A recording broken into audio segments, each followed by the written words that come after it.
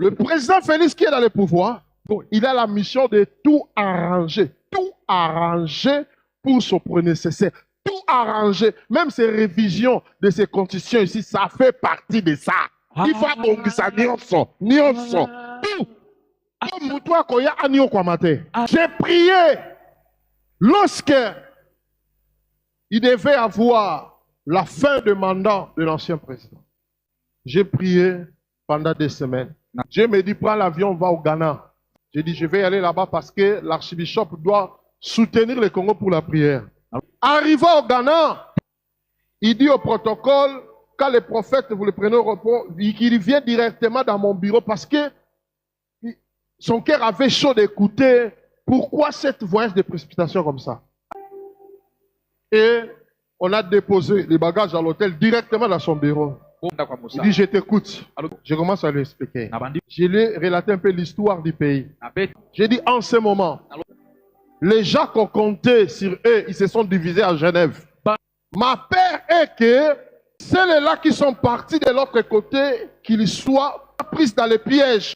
Il fermait les yeux quand je lui parlais. Après, il a ouvert les yeux. Il a appuyé un bouton et puis son secrétaire est venu. Il a dit, appelle-moi mon assistant. Et il dit, cherchez-moi la vidéo de la semaine passée et montre au prophète.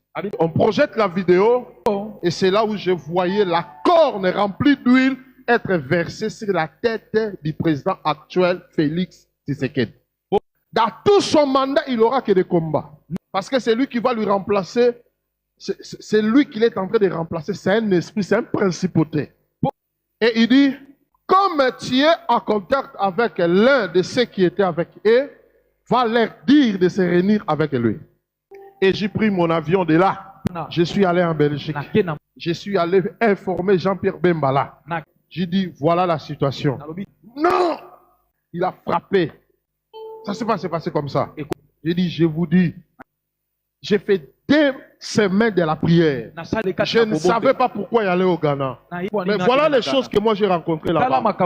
Parce que la Bible dit, Dieu ne fait rien sur la terre sans savoir révéler à ses serviteurs les prophètes. Comme je suis le prophète majeur de ce pays, il y avait déjà quelque chose qui s'est préparé en secret dans le monde spirituel. Dieu a voulu me révéler. Il dit non, prophète, parlons d'autre chose, pas ça. Ok, on commence à parler d'autre chose. Et après quelques temps, vous avez vu les élections et nous sommes tombés là où nous sommes.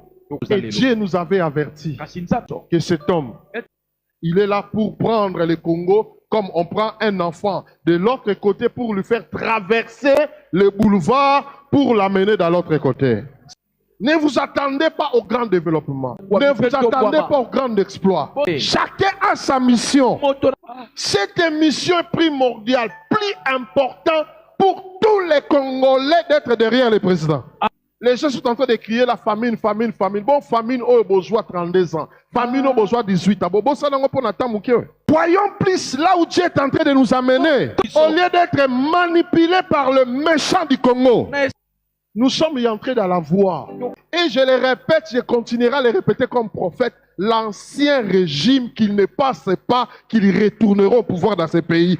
Dieu a dit N-O-N.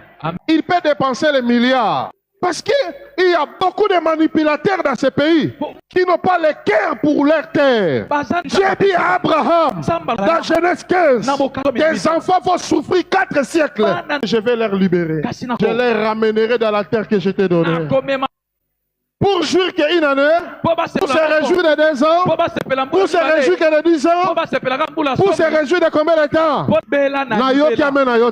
Amen.